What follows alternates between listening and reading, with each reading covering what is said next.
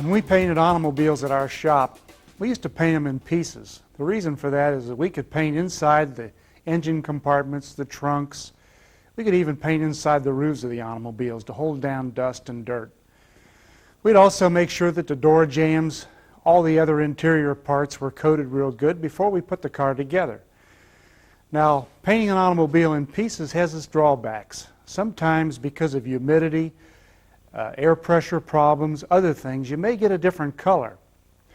So what we would do a lot of times is base coat the complete car, get color over the complete automobile, then we would mask off the areas that we didn't want to paint again, like engine compartments, door jambs, and things of this nature.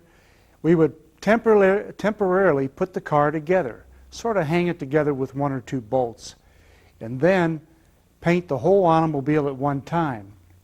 That way we would be guaranteed that we would have the same color all the way around the car. Sometimes this doesn't happen if you paint them in pieces. Now, if you're painting an old car where you have different colors, such as black fenders and a red body or something like that, you can paint certain things in pieces, but not if you're painting a whole car with a color where the whole body is one color.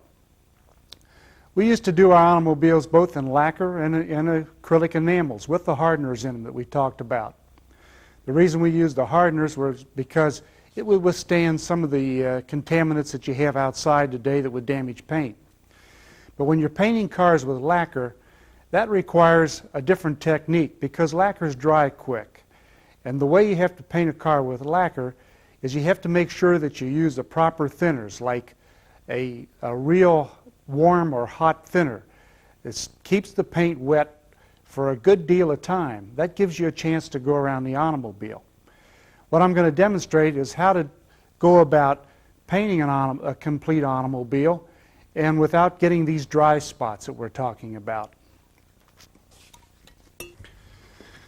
Now, I'm not going to actually spray paint here, but what I'm going to do is talk about the technique. We're going to start with the top because obviously that's the highest place and that's where you would start. What you want to do is spray as much as you can reach and do that area. Then move your stool and finish this side of the roof with that same spray technique. Then go to the other side and do the roof on the other side the same way.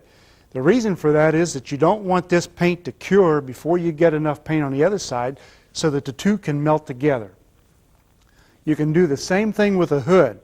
You should paint one side and immediately go to the other side so that you don't have a dry spot right down through the center of the car.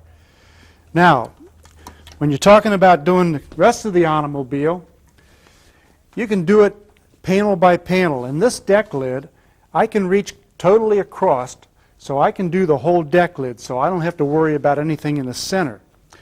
I would then continue on these panels and paint these panels just one by one and go around the automobile. Now, after I go around this automobile once, if I'm spraying lacquer, I'm going to have to do it 7 more times. What we do is we put 3 coats on that, just like I explained. We would resand the automobile. That's what we would call a base coat. We would sand that base coat. Then we would come back and put 3 more coats. That would be a total of 7 coats of lacquer. Sanding in between the coats of lacquer is the important thing. That's what gives you that glass-like paint job. So what you're going to do is you're going to repeat this process that I just showed you 7 times to make sure that you got enough lacquer on it so that when you go to your final sanding and buffing, that you got plenty of paint to work with. And if you do that, you're going to have a beautiful, slick paint job.